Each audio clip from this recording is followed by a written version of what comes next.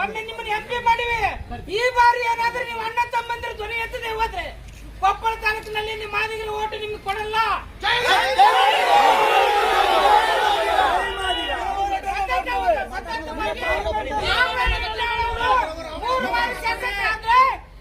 ಮಾದಿಗರ ಪಾಲು ಸಿಂಹ ಪಾಲಿದೆ.